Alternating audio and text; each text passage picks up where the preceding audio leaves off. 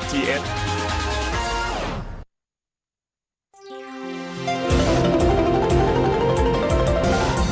วิทยุแห่งประเทศไทยให้ความรู้กู้ความสุข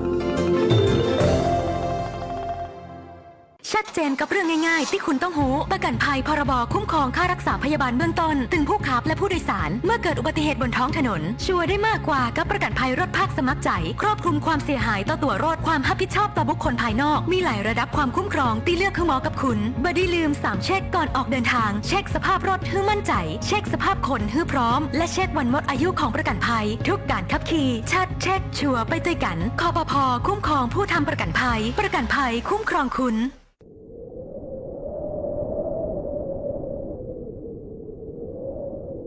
องค์การบริหารส่วนจังหวัดแพร่เตือนประชาชนระวังการประกอบกิจกรรมเกี่ยวกับไฟโดยการไม่เผาขยะไม่ทิ้งก้นบุหรี่ดับธูปเทียนทุกครั้งหลังใช้งานเพื่อป้องกันการเกิดเพลิงไหม้หากเกิดสถานการณ์ฝุ่นละอองหมอกควันให้สวมหน้ากากอนามัยทุกครั้งเมื่ออยู่ในที่โล่งแจ้งพื้นที่ปลูกพืชให้ใช้วิธีฝังกรดแทนการเผาขับรถด้วยความระมัดระวังไม่ขับเร็วเปิดไฟหน้ารถเพื่อช่วยในการมองเห็นเมื่อทัศนวิสัยไม่ดีดูแลกลุ่มเสี่ยงเจ็บป่วยง่ายโดยเฉพาะเด็กเล็กผู้สูงอายุและผู้ที่มีโรคประจำตัวไม่ดื่มสุราแก้หนาวเพราะร่างกายจะสูญเสียความร้อนทำให้อุณหภูมิในร่างกายลดลงและเสียชีวิตได้ควรสวมใส่เสื้อผ้าหนาๆและหมั่นออกกำลังกายอยู่เสมอจะช่วยให้การดำเนินชีวิตในช่วงฤดูหนาวนี้เป็นไปด้วยความปลอดภัยด้วยความปรารถนาดีจากองค์การบริหารส่วนจังหวัดแพร่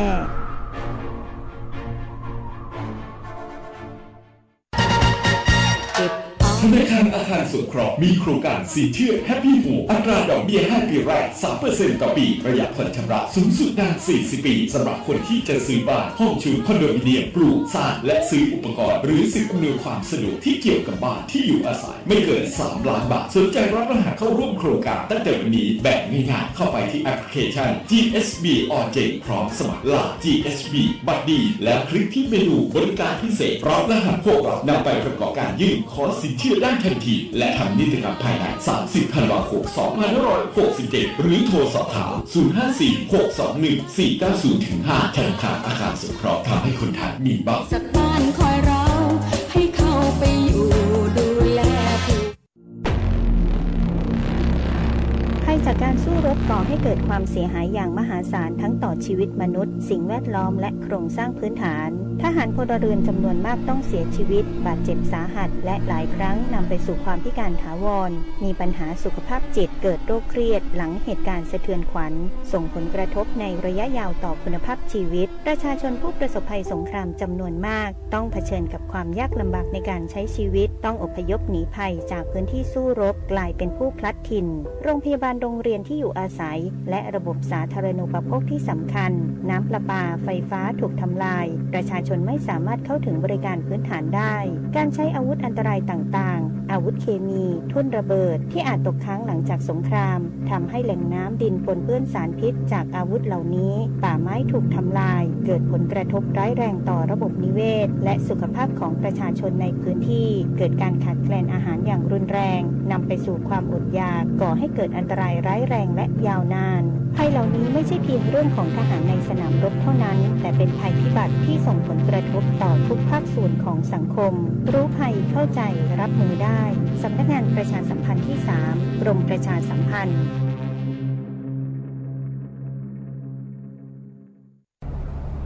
คุณเทกี้เดี๋ยวช่วยจอดข้างหน้าให้แสงล่าแวะซื้อของไปฝากคุณชายกบแป๊บหนึ่งได้ไหมคะได้ครับผมจอดแป๊บเดียวไม่ต้องดับเครื่องก็ได้มั้งครับกลับขึ้นมาก็จะได้นั่งสบายๆแอร์เย็นฉ่ำๆรอเลยไม่ได้แสงล่าจะใครซี่อย่าหาทำเชียวนะคะต้องดับเครื่องก่อนค่ะเจ้าฝุ่น PM 2.5 เนี่ยที่ทำให้เราสุขภาพแย่ทุกวันนี้ก็เพราะนี่ไงคะหนึ่งในสาเหตุสำคัญก็มาจากท่อไอเสียของรถยนต์ที่สัญจรไปมาบนท้องถนนนี่แหละค่ะรับทราบครับผมเช็ครถลดฝุ่นไม่ปรับแต่งเครื่องยนต์เพิ่มเติมไม่บรรทุกน้ำหนักเกินพิกัดลดการใช้รถยนต์ส่วนตัวหันมาใช้ขนส่งสาธารณะแทนทางเดียวกันไปด้วยกันนุกหนานโอ้ my god ทำถึงมากค่ะปรับพฤติกรรมการใช้รถช่วยลดฝุ่น PM 2.5 สร้างอากาศดีเพื่อเราทุกคน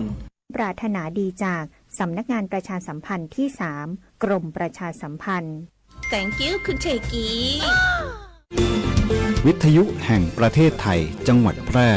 91 เมกะเฮิรตซ์ ให้ความรู้คู่ความสุข ที่นี่สถานีวิทยุกระจายเสียงแห่งประเทศไทยจังหวัดแพร่ส่งกระจายเสียงด้วยระบบ FM สเตอริโอมัลติเพล็กซ์ความถี่ 91 เมกะเฮิรตซ์ จากนี้ไปติดตามรับฟังรายการร้อยเรื่องราวข่าวสารเมืองแพร่ทุกวันจันทร์ถึงวันศุกร์เวลา 11 นาฬิกาถึง 12 นาฬิกา ช่วงสื่อสารสาธารณสุขโดยงานเผยแพร่ประชาสัมพันธ์สำนักงานสาธารณสุขจังหวัดแพร่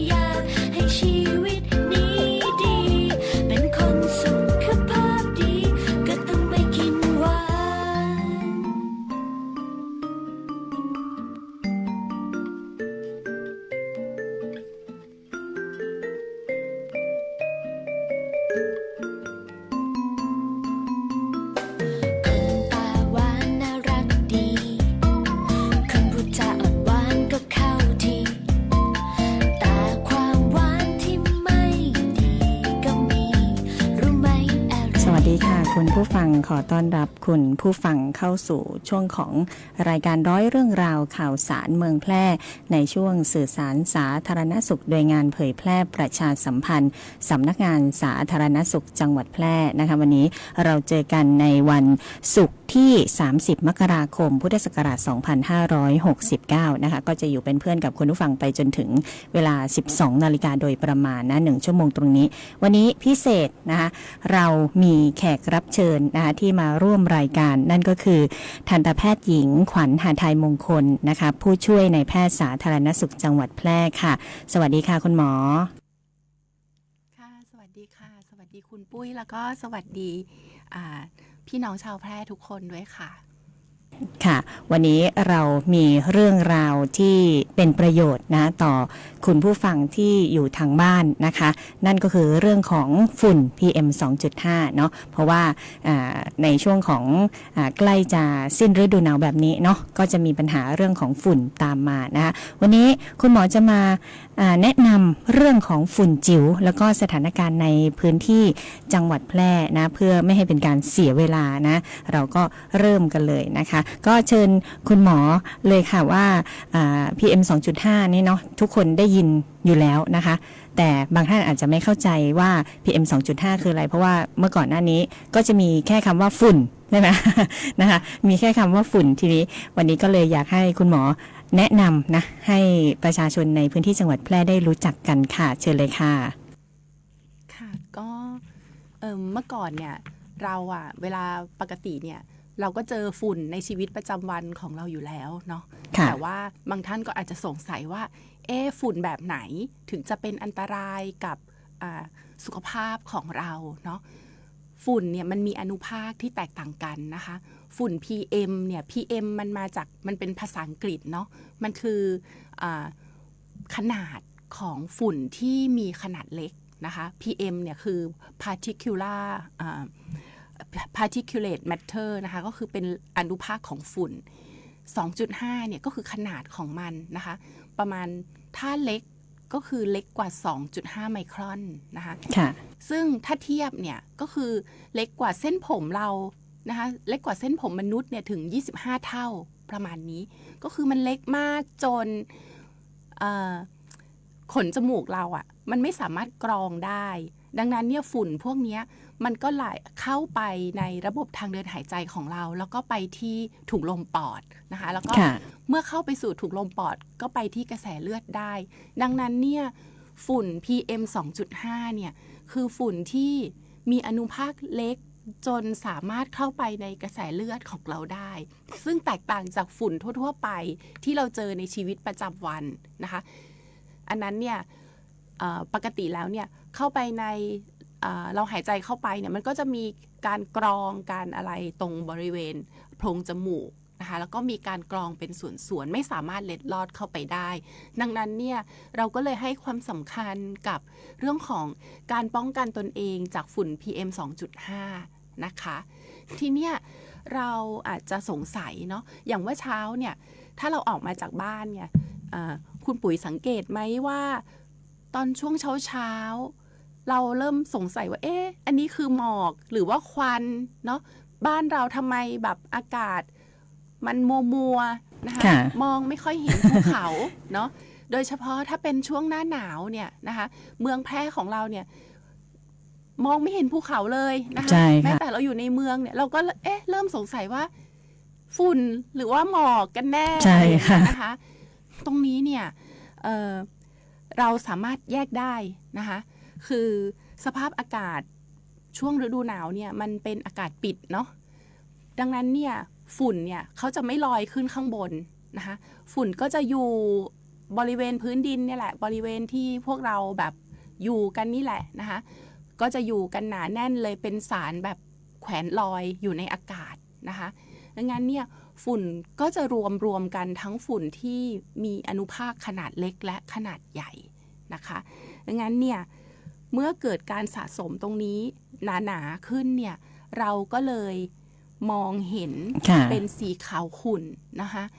บางทีเราเรียกว่าฟ้าหลัวเนาะเป็นครีมนะคะพอสายอากาศมันเริ่มเปิดนะคะฝุ่นก็จะลอยขึ้นไปข้างบนดังนั้นเนี่ยช่วงเวลาที่เราต้องเฝ้าระวังตนเองมากที่สุดก็จะเป็นช่วงเช้าเนาะค่ะก็หลายท่านนะคะก็ได้ยินแต่ฝุ่นมาเมื่อก่อนเนาะค่ะยังไม่ได้แยกว่าจะมีฝุ่นขนาดเล็กขนาดใหญ่นะฝุ่นก็คือฝุ่นนะคะก็อย่างที่ได้เห็นนะคะในพื้นที่จังหวัดแพร่ของเราก็เป็นหมอกเนาะถ้าภาษาชาวบ้านก็ขมุกขมัวอะไรอย่างนี้นะคะก็อาจจะทำให้อย่างที่คุณหมอบอกนะคะไม่ทราบว่าจะเป็นฝุ่นหรือว่าจะเป็นควันหรือจะเป็นอะไรหมอกหนาหมอกฤดูหนาวหรือเปล่านะคะทีนี้นะคะฝุ่นเหล่านี้เนาะก็จะส่งผลต่อสุขภาพของประชาชนนะคุณหมอมีเรียกว่าเป็นสาเหตุเป็นผลกระทบอย่างไรบ้างนะคะในสุขภาพของเรานะคะค่ะก็ที่จริงเนี่ยฝุ่นพวกเนี่ยเมื่อเราสูดเข้าไปเนาะอาการอันดับแรกเลยเราจะรู้สึกเลยว่ามันแสบจมูกเนาะถ้าเป็นหมอกปกติเนี่ยไม่แสบนะคะเราก็อาจจะรู้สึกสดชื่นหรือว่ารู้สึกแบบชื้นรู้สึกว่ามีความชื้นเข้าไปแต่เมื่อไหร่เนี่ยถ้ามันเป็นฝุ่นละอองฝุ่นควันเข้ามาด้วยเนี่ยอันดับแรกเลยแสบจมูกถ้ารุนแรงเข้าไปอีกก็คือแสบตานะคะเพราะอะไรเพราะว่าอย่างเมื่อกี้ที่หมอเล่าให้ฟังเนาะว่าเมื่อฝุ่นมันสามารถเล็ดลอดเข้าไปจนถึงหลอดเลือดของเราเนี่ยก็จะไปมีผลกระทบกับระบบต่างๆของร่างกายเรานะคะโดยเฉพาะอย่างยิ่งที่จะได้รับผลกระทบรุนแรงเลยเนี่ยจะมีอยู่4ระบบด้วยกันนะคะระบบแรกหนีไม่พ้นก็คือระบบทางเดินหายใจเมื่อสูดเข้าไปนะคะสะสมโดยเฉพาะถ้าเรายิ่งมีโรคของระบบทางเดินหายใจเป็นโรคประจำตัวอยู่แล้วด้วยเนี่ยก็จะได้รับผลกระทบมากยิ่งขึ้นอีกนะคะบางท่านอาจจะมีอาการไอจามนะคะหรือถ้ารุนแรงขึ้นไปก็ถึงขั้นเป็นระดับเป็นหอบหืดด้วยกันเลยก็มีนะคะแล้วก็อาจจะส่งผลไปถึง ผลกระทบต่อโรคภูมิแพ้ที่เราเป็นอยู่แล้วนะคะหรือมีโรคหลอดลมอักเสบนะคะร่วมด้วยนะคะหรือบางถ้าเราเคยได้ยินข่าวเนี่ยบางคนบางท่านก็คือรุนแรงจนถึงเป็นสาเหตุของโรคมะเร็งปอดเลยทีเดียวนี่ก็คือผลกระทบต่อระบบทางเดินหายใจนะคะส่วนอีกอันหนึ่งก็คือโรคหัวใจและหลอดเลือดนะคะโรคหัวใจและหลอดเลือดโดยปกติแล้วเนี่ยเป็นโรคที่เกิดจากพฤติกรรมเนาะพฤติกรรมของเราโรค NCD อะไรอย่างเงี้ยค่ะแต่เรื่องของฝุ่นละอองก็ส่งผลกระทบต่อหลอดเลือดของเราเหมือนกันเพราะเมื่อฝุ่นละอองเข้าไปในหลอดเลือดเนี่ยก็อาจจะส่งผลให้กระตุ้นให้เกิดโรคหัวใจเฉียบพลันนะคะหรือไม่ก็ส่งผลให้หัวใจเราแบบมีการเต้นเร็วผิดจังหวะอะไรอย่างเงี้ยนะคะรวมถึงอาจจะไปทำให้หลอดเลือดแดงของเราเนี่ยมีการแข็งตัวนะคะก็จะเพิ่มทำให้ความดันเราสูงขึ้นด้วยอะไรเงี้ยคือที่จริงผลกระทบถ้าสะสมในระยะยาวเนี่ยก็จะส่งผลที่รุนแรงขึ้นเรื่อยๆนะคะอันนี้อันที่2เนาะอันที่3ก็จะเป็นโรคผิวหนังนะคะเช่นแสบๆระคายคันนะคะบางท่านก็ถึงกับเป็นผื่นลมพิษเลยทีเดียวนะคะค่ะแล้วก็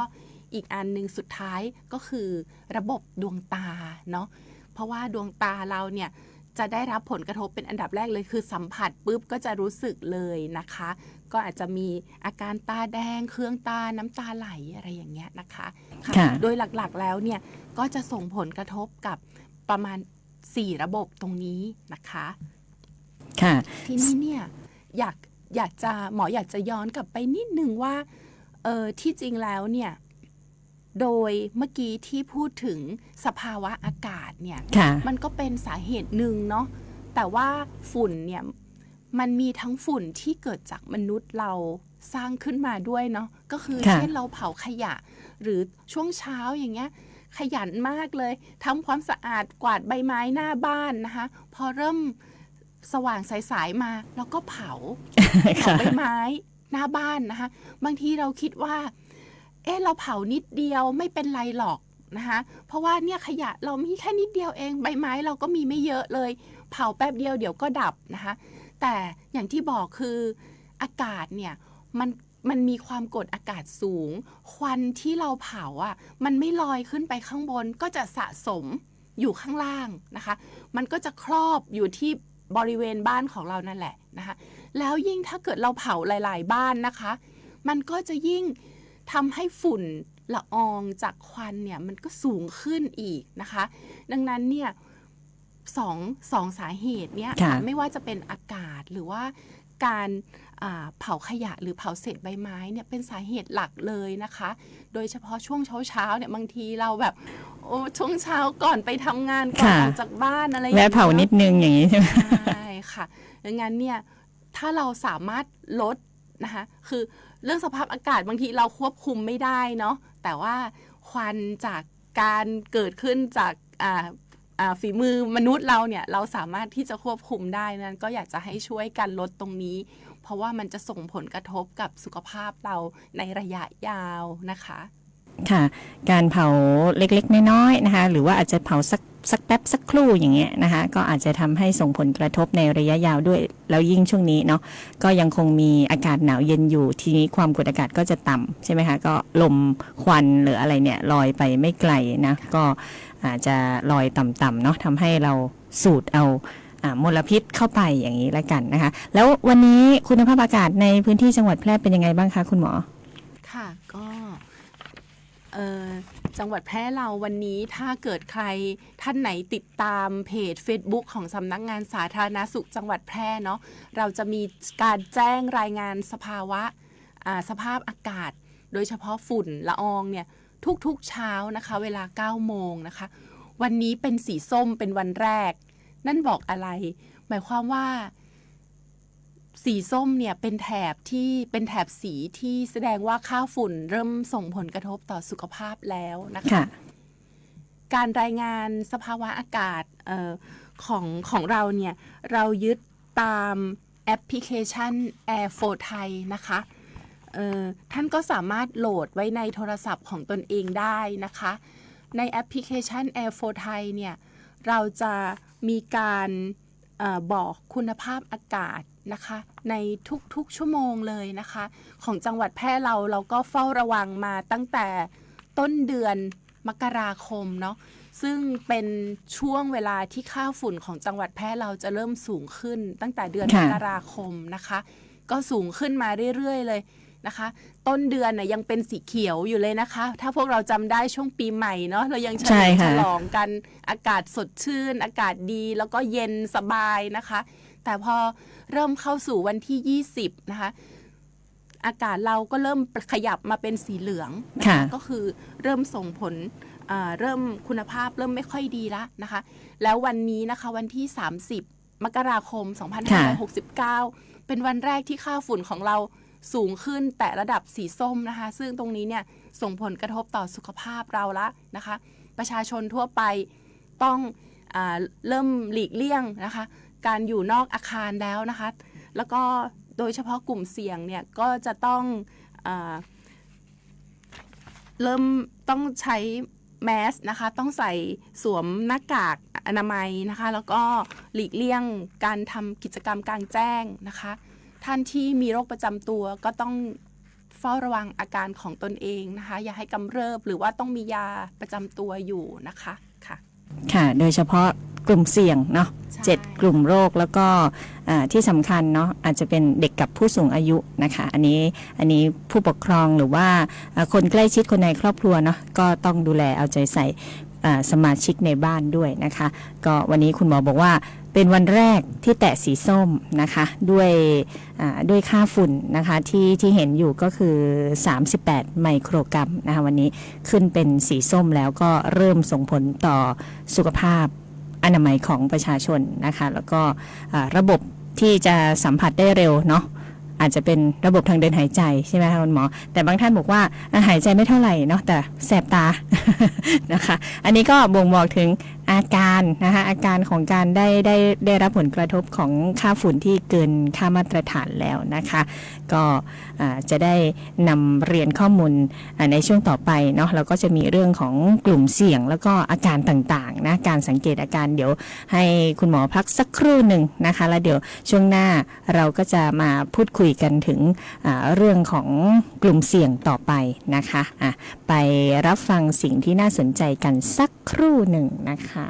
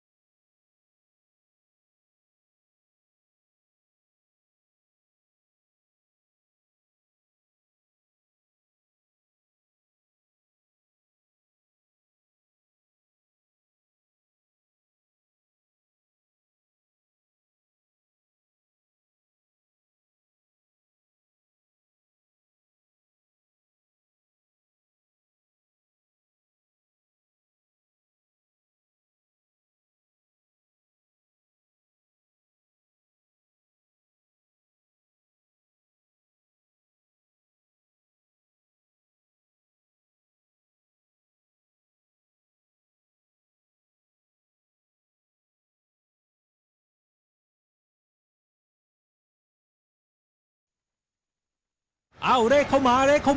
ขดังเลขเด็ดเลขไหนก็ไม่ให้โชคเท่าเลขนี้เลขอะไรคะ เลขบัตรประชาชน13หลักไงยืนยันว่าเราเป็นคนไทยและมีสิทธิ์หลักประกันสุขภาพครับคนไทยทุกคนที่มีเลขประจำตัวประชาชน13หลักที่ไม่มีสิทธิ์ในการรักษาพยาบาลตามกฎหมายประกันสังคมไม่มีสิทธิสวัสดิการรักษาพยาบาลของข้าราชการพนักงานรัฐวิสาหกิจหรือสวัสดิการรักษาพยาบาลอย่างอื่นที่รัฐจัดให้ทุกคนจะเป็นผู้มีสิทธิ์หลักประกันสุขภาพสอบถามรายละเอียดได้ที่สายด่วนสปสช1330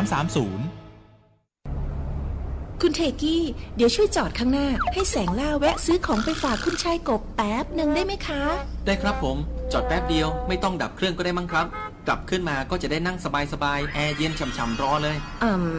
ไม่ได้แสงล่าจะ crazy อย่าหาทำเชียวนะคะต้องดับเครื่องก่อนค่ะเจ้าฝุ่น PM 2.5 เนี่ยที่ทำให้เราสุขภาพแย่ทุกวันนี้ก็เพราะนี่ไงคะหนึ่งในสาเหตุสำคัญก็มาจากท่อไอเสียของรถยนต์ที่สัญจรไปมาบนท้องถนนนี่แหละค่ะ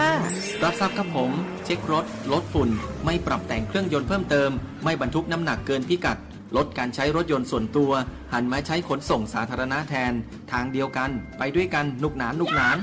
Oh my god ทำถึงมากค่ะปรับพฤติกรรมการใช้รถช่วยลดฝุ่น PM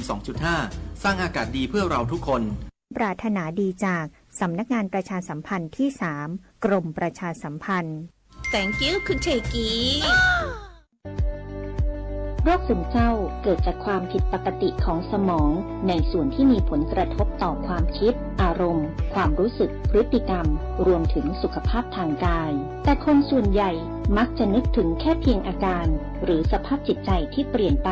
จึงคิดว่าโรคซึมเศร้าเกิดจากความผิดหวังได้รับการกระทบกระเทือนทางจิตใจแต่ในความเป็นจริงแล้วโรคซึมเศร้าเป็นโรคที่เกิดจากความไม่สมดุลของสารสื่อประสาทจำเป็นที่จะต้องได้รับการรักษาจากจิตแพทย์และต้องบำบัดอย่างถูกวิธีหรืออาจจะต้องใช้ยาในการรักษาร่วมด้วยลองสังเกตตนเองและคนรอบข้างสักนิดว่าเข้าข่ายเป็นโรคซึมเศร้าหรือไม่ด้วยความปรารถนาดีจากสำนักงานประชาสัมพันธ์ที่3กรมประชาสัมพันธ์1330 สายด่วนสปสช.สวัสดีค่ะบริการตรวจสิทธิรักษาพยาบาลสิทธิบัตรทองหรือสิทธิ30 บาท1330 สายด่วนสปสช.ยินดีให้บริการค่ะบริการข้อมูลให้คำปรึกษาด้านหลักประกันสุขภาพ1330สายด่วนสปสช.รับเรื่องร้องทุกข์ตอบข้อสงสัยคลี่คลายปัญหาโดยสำนักงานหลักประกันสุขภาพแห่งชาติหรือสปสช.วันนี้ผมเริ่มมีคอเลสเตอรอลสูงครั้งแรกในชีวิตลาก่อนกุ้งแม่น้ำคากิคนที่เขาแข็งแรงไม่ต้องทำบุญด้วยเลยวะ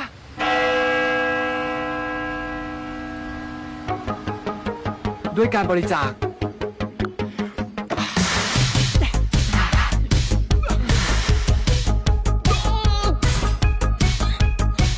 ด้วยการตักบาตร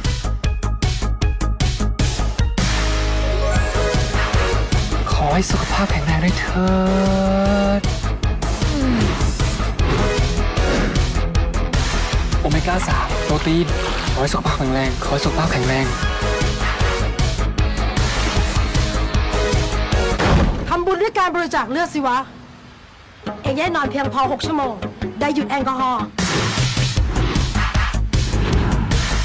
ได้ดูแลอาหารการกินก่อนบริจาคงดกินของมันจะได้ไม่มีไขมันอุดตันในเส้นเลือดได้ลดความเสี่ยงโรคหลอดเลือดหัวใจยิ่งบริจาคเลือดยิ่งแข็งแรงยิ่งทำบุญยิ่งสุขภาพดีสุขภาพที่แข็งแรงของคุณมีประโยชน์กับผู้อื่น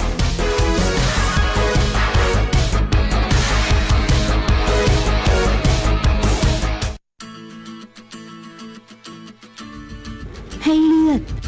Give Blood ให้ชีวิต Give Life ให้เลือดให้ชีวิต Give Blood Give Life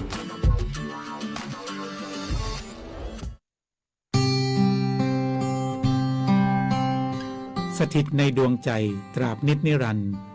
น้อมศิรกรานต์กราบแทบพระยุคลบาทน้อมสำนึกในพระมหากรุณาธิคุณ เป็นล้นผลอันหาที่สุดไม่ได้ข้าพระพุทธเจ้านายนพรัตน์วัชรขจรกุลนายแพทย์สาธารณสุขจังหวัดแพร่และผู้บริหารข้าราชการพนักงานราชการเจ้าหน้าที่สำนักงานสาธารณสุขจังหวัดแพร่ ปลายขอบฟ้าก้มกราบอำลาด้วยน้ำตาอาลัย คุณกำลังฟังรายการสื่อสารสาธารณสุขโดยงานประชาสัมพันธ์สำนักงานสาธารณสุขจังหวัดแพร่ทางสวทแพร่ FM 91 เมกะเฮิรตซ์ ค่ะก็กลับเข้ามาอยู่ด้วยกันนะคะร้อยเรื่องราวข่าวสารเมืองแพร่ในช่วงสื่อสารสาธารณสุขในงานเผยแพร่ประชาสัมพันธ์สำนักงานสาธารณสุขจังหวัดแพร่นะคะก็ยังอยู่กับดิฉันพิรุณพรแสงสร้อยนะคะแล้วก็คุณหมอนะคะทันตแพทย์หญิงขวัญหทัยมงคลนะคะผู้ช่วยในแพทย์สาธารณสุขจังหวัดแพร่กันนะคะก็ได้พูดคุยกันถึงเรื่องของฝุ่น PM 2.5 นะคะก็มีคุณผู้ฟังนะคะทักทายกันเข้ามาผ่านทางหน้าเพจ Facebook Live นะคะก็บอกว่าวันนี้อากาศแย่จริงๆนะคะก็ออกไปไหนก็ต้องใส่หน้ากากด้วยนะคะแล้วก็คุณอำภาก็แจ้งมาว่าให้ทุกท่านนะคะดูแลสุขภาพกันด้วยนะคะขอบคุณนะคะแฟนรายการที่ติดตามกันอยู่เนาะก็สามารถที่จะแชร์แล้วก็กดไลค์ได้นะคะแล้วก็แชร์ไปให้เพื่อนๆนะคะร่วมเฟซได้ติดตามข้อมูลข่าวสารที่มีประโยชน์ในวันนี้นะก็ได้รับเกียรติจากคุณหมอนะที่มาพูดคุยกับเรานะคะเราพูดไปถึงการทำความรู้จักแล้วก็สาเหตุผลกระทบต่อสุขภาพในช่วงแรกไปแล้วนะในช่วงนี้เราก็จะมาดูว่าช่วงนี้มีกลุ่มเสี่ยงหรือว่าการสังเกตอาการยังไงนะคะกับปัญหาของเจ้าฝุ่น PM 2.5 นี่นะคะเดี๋ยวก็จะให้คุณหมอได้ชี้แจงนะว่าใครบ้างที่จะต้องระวังเป็นพิเศษเนาะแล้วก็เราจะรู้ได้ไงว่านี่คืออาการที่เกิดจากปัญหาของฝุ่น PM 2.5 เชิญเลยค่ะคุณหมอค่ะก็กลุ่มเสี่ยงของเราเนี่ยเราก็จะดูในจัดกลุ่มที่เป็นกลุ่มที่จะได้รับผลกระทบก่อนเป็นกลุ่มแรกๆเมื่อฝุ่นมีระดับที่สูงขึ้นเนาะอย่างเช่นในวันนี้เนี่ยนะคะฝุ่นที่กระทบต่อสุขภาพเนี่ยกลุ่มแรกเลยที่จะได้รับผลกระทบก็คือกลุ่มเด็กเล็กเนาะเพราะว่าเด็กเล็กเนี่ยเป็นกลุ่มที่อวัยวะต่างๆของเขาโดยเฉพาะปอดเนี่ยกำลังพัฒนาแล้วก็ยังไม่ได้แข็งแรงเท่าพวกเราผู้ใหญ่เนาะกลุ่มที่2ก็คือผู้สูงอายุนะคะผู้สูงอายุก็เป็นกลุ่มที่ระบบการทำงานต่างๆเนี่ยก็เริ่มเสื่อมสภาพไปตามวัยนะคะดังนั้นเนี่ยท่านก็มีโอกาสที่จะได้รับผลกระทบจากฝุ่นได้มากเช่นเดียวกับเด็กนะคะอีกกลุ่มหนึ่งก็จะเป็นหญิงตั้งครรภ์นะคะอย่างที่ทราบการหญิงตั้งครรภ์ก็จะเป็นมีทารกในครรภ์ที่อวัยวะต่างๆเนี่ยกำลังพัฒนาด้วยนะคะก็อาจจะได้รับผลกระทบจากมลพิษที่แม่ได้สูดอากาศเข้าไปได้นะคะและกลุ่มที่สำคัญอีกกลุ่มหนึ่งก็คือกลุ่ม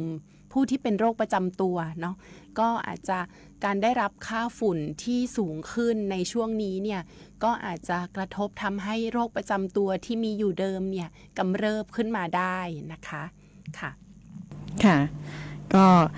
จะต้องมีการสังเกตเนาะคุณหมอคะสังเกตแล้วเป็นยังไงต่อคะคุณหมอค่ะก็ที่จริงอย่างที่เราพูดไปตอนต้นรายการนะคะว่า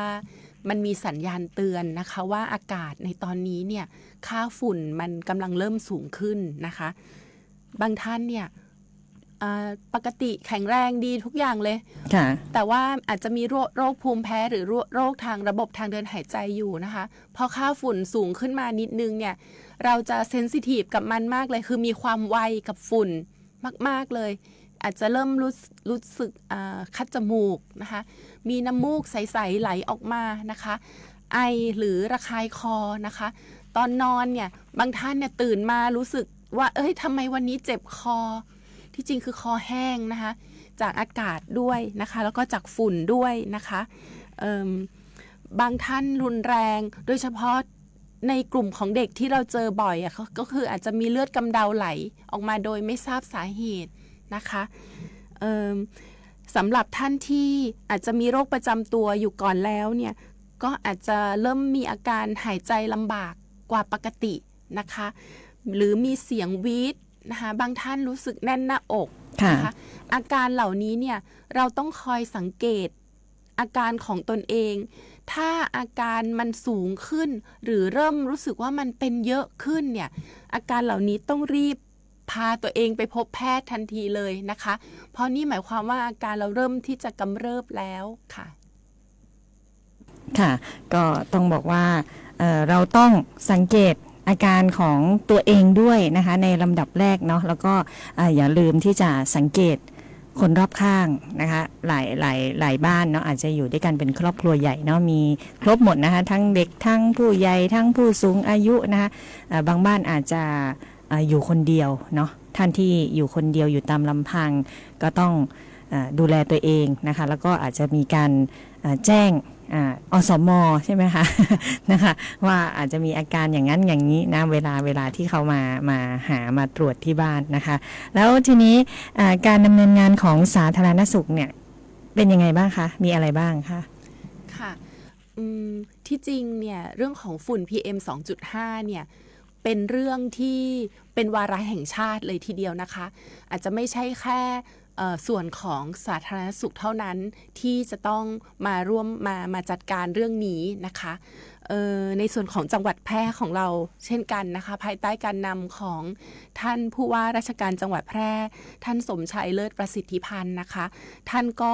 ตอนนี้ท่านได้ประกาศคุมเข้มกำหนดเขตควบคุม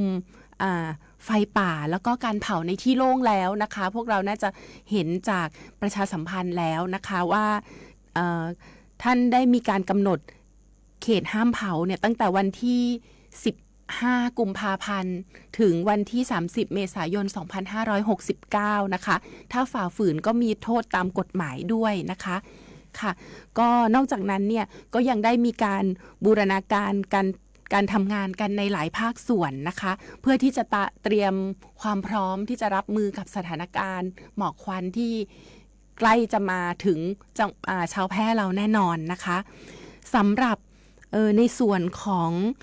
สำนักงานสาธารณสุขจังหวัดแพร่เองเนี่ยนะคะก็นายแพทย์นพรัตน์วัชรขจรกุลนายแพทย์สาธารณสุขจังหวัดแพร่เนี่ยก็ได้มีข้อสั่งการให้โรงพยาบาลทุกแห่งและสำนักงานสาธารณสุขอำเภอทุกอำเภอเนี่ยเฝ้าระวังแล้วก็ติดตามสถานการณ์ฝุ่นอย่างใกล้ชิดแล้วก็ต่อเนื่องนะคะอย่างที่ทราบก็คือตั้งแต่ต้นเดือนมกราคมเป็นต้นมานะคะแล้วก็มีการเตรียมความพร้อมนะคะเรื่องของยาแล้วก็เวชภัณฑ์ต่างๆรวมถึงหน้ากากอนามัยด้วยนะคะตอนนี้เนี่ยก็ในส่วนของอสม.เองเนี่ยก็มีการไปสำรวจกลุ่มเสี่ยงนะคะก็คือกลุ่มเปราะบางที่หมอพูดถึงไปเมื่อตอนต้นนะคะไม่ว่าจะเป็นหญิงตั้งครรภ์เด็กเล็กผู้สูงอายุนะคะผู้สูงอายุก็จะมีทั้งกลุ่มที่แบบติดบ้านติดเตียงด้วยนะคะแล้วก็กลุ่มผู้ที่มีโรคประจำตัวต่างๆนะคะซึ่งตรงนี้เนี่ยทางอสม.แล้วก็ผู้นำท้องที่ท้องถิ่นรวมถึงเจ้าหน้าที่สาธารณสุขในพื้นที่เนี่ยก็ได้ออกไปสำรวจนะคะเพื่อที่จะอัปเดตข้อมูลกลุ่มเปราะบางที่เราจะต้องดูแลเป็นพิเศษเนาะหลายๆท่านก็อาจจะมีอสม.ไปเคาะประตูบ้านแล้วนะคะว่าให้เราเตรียมตัวอย่างไรเตรียมยาโรคประจำตัวอย่างไรนะคะอีกส่วนหนึ่งนะคะก็คือการอัปเดตจำนวนแล้วก็ที่ตั้งของห้องปลอดฝุ่นนะคะที่จริงอ่ะโดยเฉพาะกลุ่มเปราะบางเนี่ยเรามีความจำเป็นมากว่าจะต้องมีห้องที่อยู่อาศัยของเขาให้มันแบบมิดชิดนะคะก็ในส่วนของหน่วยราชการต่างๆหรือว่าโรงเรียนแล้วก็ศูนย์เด็กเล็กนะคะสถานพยาบาลนะคะเราก็ได้เตรียมห้องปลอดฝุ่นเอาไว้นะคะแล้วก็ต้องมีการอัปเดตข้อมูลในทุกปีนะคะปีนี้เนี่ยในส่วนของห้องปลอดฝุ่นเนี่ยเราก็มีอยู่จำนวนประมาณเกือบจะ300ห้องนะคะตอนนี้ก็มีการอัปเดตข้อมูลแล้วก็พยายามจะมีการสนับสนุนให้มีการดำเนินงานให้มีห้องปลอดฝุ่นในพื้นที่ให้มากขึ้นทั้งในบ้านของกลุ่มเปราะบางเองนะคะก็เพื่อความปลอดภัยของประชาชนนะคะ อีกส่วนหนึ่งก็ ค่ะ คือเรื่องของการ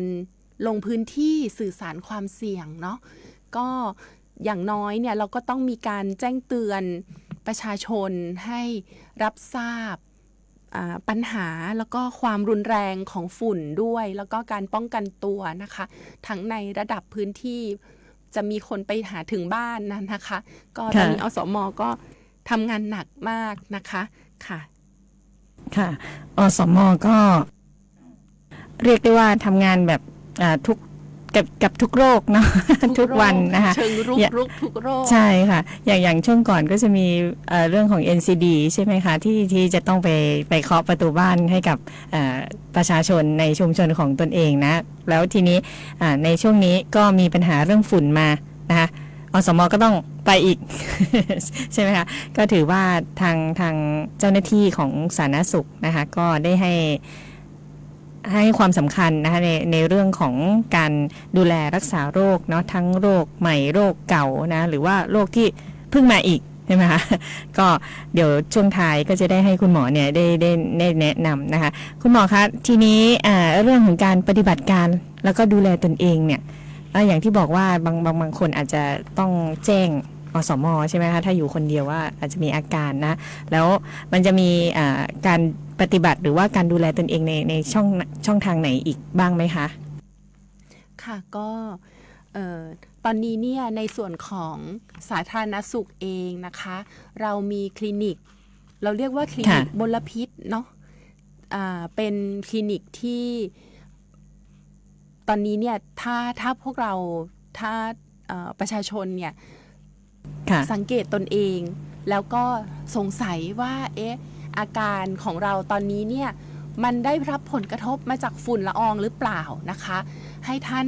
เข้าไปปรึกษาได้ที่คลินิกมลพิษออนไลน์นะคะซึ่งคลินิกมลพิษออนไลน์เนี่ยที่จริงเนี่ยก็คือเหมือนขยายเป็นส่วนขยายมาจากคลินิกมลพิษ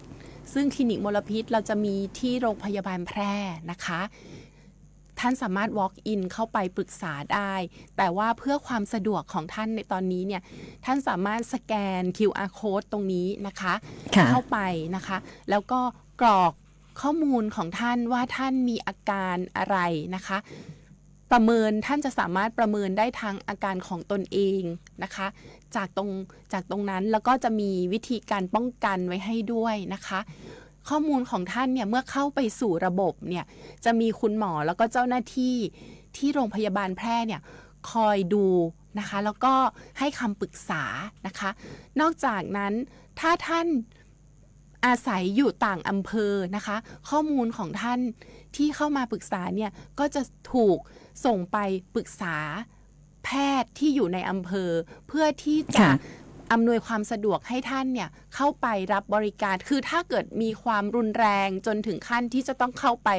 รับยาหรือรับการรักษาในโรงพยาบาลก็จะมีคนสื่อสารแล้วก็ติดต่อท่านเข้าไปอย่างเงี้ยค่ะอันนี้ก็เป็นระบบที่เรากำลังพยายามฟอร์มขึ้นมาแล้วก็อำนวยความสะดวกให้กับประชาชนและทำให้เราได้ดูแลประชาชนได้ใกล้ชิดมากขึ้นค่ะก็สามารถสแกนแล้วก็เข้าไปใช้บริการคลินิกมลพิษออนไลน์ได้ทุกท่านเลยนะคะเราสามารถมีแพทย์ให้เข้าแพทย์จะเข้าไปให้คำปรึกษาทุกโรงพยาบาลเลยค่ะค่ะถ้าท่านผู้ฟังที่ฟังอยู่ทางวิทยุอาจจะนึกภาพไม่ออกนะคะส่วนใครที่อาจจะเทคโนโลยีสูงหน่อยนะคะหรือว่าอาจจะมีสมาร์ทโฟนนะลองเข้ามาที่Facebook นะคะของสวท.แพร่ด้วยนะคะแล้วก็ทางสำนักงานสาธารณสุขด้วยเนาะก็จะมีคลินิกมลพิษออนไลน์ที่ให้ท่านเนี่ยได้สแกน QR Code ตอนนี้เราก็ขึ้นทิ้งไว้ให้ที่หน้าจอเช่นกันนะบางทีได้ยินแต่เสียงนะคุณหมอพูดคนเดียวหรือเปล่านะคะ พิธีกรก็เลยแบบเอารูปลงก่อนนะเพื่อให้คุณผู้ฟังเนี่ยได้เห็นนะคะรูปภาพที่นำมาประกอบการพูดคุยในวันนี้นะคะเป็นช่วงๆไปนะคะแล้วก็นอกจากคลินิกมลพิษออนไลน์แล้วเนี่ยในช่วงนี้ก็อาจจะมีโรคอุบัติใหม่ขึ้นมาหรือว่าอาจจะเป็นโรคเก่าที่ฟื้นขึ้นมาตามเขาเรียกว่าตามฤดูกาลใช่ไหมคุณหมออาจจะไม่เป็นในช่วงฤดูอื่นแต่ก็จะเน้นหนักมาช่วงฤดูนี้มีโรคอะไรบ้างคะคุณหมอโอ้ต ตอนนี้ที่กำลังระบาดอยู่นะคะในจังหวัดแพร่ของเราเนี่ยก็จะมีไข้หวัดใหญ่เนาะถ้าใครยิ่งใครมีลูกเล็กๆหรือว่ามีลูกในวัยเรียนเนี่ยก็จะยิ่งเห็นชัดเลยว่าหลายๆโรงเรียนก็จะมีการระบาดในโรงเรียนนะคะเนื่องจากโรคนี้เนี่ยที่จริงก็เป็นจะว่าเป็นโรคตามฤดูกาลก็อาจจะใช่นะเพราะว่าถ้าเกิดเข้าสู่ฤดูนี้มาเมื่อไหร่ก็กลับมาทุกครั้งเราถึงมีวัคซีนเนาะให้ฉีดวัคซีนกันทุกๆปีนะคะไข้หวัดใหญ่เนี่ยตอนนี้แค่เดือนแรกนะคะเป็นสัปดาห์ที่4ของปีเนาะเราเจอผู้ป่วยสะสมไปแล้ว937รายนะคะเริ่มตั้งแต่ต้นปีเป็นต้นมาเนี่ยนะคะโดยจำนวนผู้ป่วยสะสมเนี่ยเริ่มสูงขึ้นในสัปดาห์ที่3ก็คือสัปดาห์ที่แล้วนะคะแล้วก็ต่อเนื่องมาจนถึงสัปดาห์นี้นะคะก็มีจำนวนผู้ป่วยสูงมากเลยนะคะอาการก็จะคล้ายๆกับอาการของการรับฝุ่นเมื่อกี้เลยนะคะ แต่ว่าอาการไข้หวัดใหญ่เนี่ยเราจะแยกได้ง่ายๆเลยก็คือมักจะมีไข้สูงร่วมด้วยนะคะแล้วก็จะมีเจ็บคอร่วมด้วยนะคะก็ส่วนใหญ่แล้วเนี่ยถ้าเกิดวัยอย่างพวกเราเนี่ยได้รับเชื้อเข้าไปนะคะก็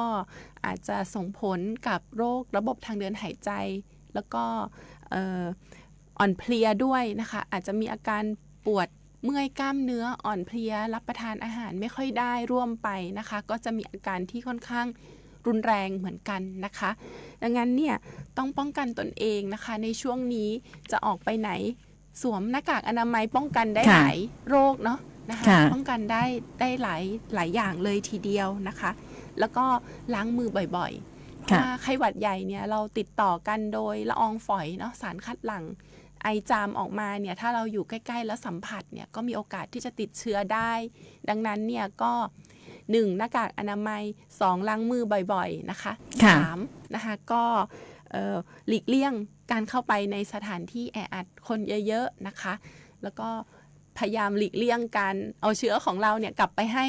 กลุ่มเปราะบางของเราที่อยู่ที่บ้านเนาะคุณตาคุณยายหรือเด็กเล็กๆที่อยู่ที่บ้านอะไรอย่างเงี้ยค่ะดังนั้นก็ต้องป้องกันตนเองก่อนค่ะเห็นว่าคุณหมอมีคาถาด้วยใช่ไหมคะ มีคาถาอะไรมาฝากคะวันนี้มีเนี่ยก็จะเป็นคาถาที่ป้องกันที่จริงป้องกันได้ทั้งฝุ่นแล้วก็ป้องกันได้ทั้งโรคไข้หวัดเลยทีเดียวนะคะกลับมาที่เรื่องของฝุ่นเนี่ยทุกวันนี้เนี่ยอย่างที่เล่ามาตั้งแต่ต้น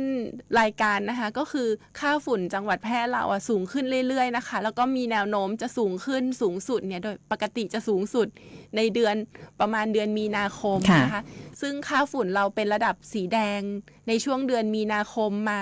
2-3 ปีติดกันมาแล้วนะคะปีนี้เราถึงต้องเฝ้าระวังเป็นพิเศษนะคะก่อนออกจากบ้านให้รู้นะคะรู้ลดเลี่ยงนะคะรู้อันที่1ก็คือรู้สภาวะอากาศข้างนอกนะคะว่าสภาวะฝุ่นของเราเนี่ยอยู่ในระดับไหนนะคะโดยเช็คจากแอปพลิเคชัน Air for Thai หรือเข้าไปติดตามในเพจ Facebook สสจ.แพร่ก็ได้นะคะกดไลค์กดติดตามไว้เลยนะคะเราจะแจ้งเตือนทุกวันอันที่2นะคะลดการเผานะลดการเผาลดอะไรที่จะทำให้เป็นแหล่งกำเนิดฝุ่นน่ะถ้าอยู่ในบ้านของเราเนี่ยเราเก็บกวาดบ้านเราให้สะอาดก็ป้องกันฝุ่นได้เช่นเดียวกันนะคะปิดหน้าต่างให้มิดชิดนะคะอยู่ในห้องอยู่ในบ้านที่มิดชิดนะคะอันที่2หลีกเลี่ยงกิจกรรมกลางอันที่3หลีกเลี่ยงกิจกรรมกลางแจ้งนะคะโดยเฉพาะช่วงที่ค่าฝุ่นขึ้นมาสู่ระดับสีส้มสีแดงเนี่ยให้หลีกเลี่ยงออกกิจกรรมกลางแจ้งเลยถ้าหากจำเป็นต้องออกไปข้างนอกก็สวมหน้ากากป้องกันนะคะฝากไว้3อันนี้ค่ะค่ะก็เป็นข้อมูลที่มีประโยชน์มากในวันนี้นะคะแล้วก็มีแฟนรายการนะก็ทักทายเข้ามาผ่านทางหน้าเฟซหลายท่านหลายคนก็ต้องขอบพระคุณมากนะคะก็หากว่ามีข้อสงสัยนะคะไม่ว่าจะเป็นเรื่องโรคใหม่โรคเก่าหรือว่าอะไรต่างๆนะคะ เกี่ยวกับ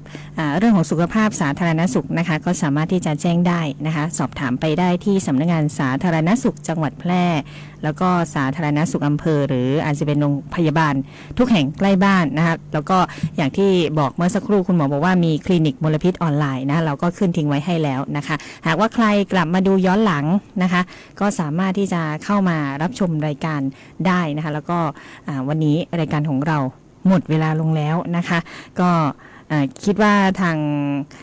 การติดตามผ่านทางหน้าเพจ Facebook เนี่ยทุกท่านได้ประโยชน์มากๆในวันนี้นะคะก็ด้วยความห่วงใยจากทาง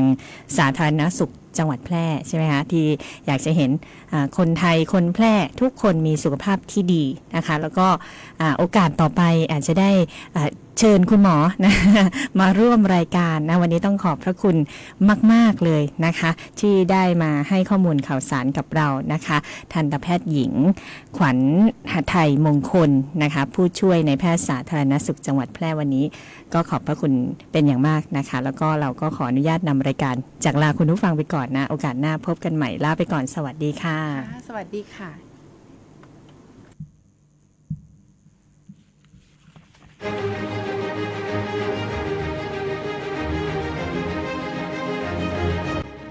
สวัสดีค่ะวันนี้พวกเราจะมาให้ความรู้เกี่ยวกับอาการหรือสัญญาณเตือนของภาวะกระดูกสะโพกหัก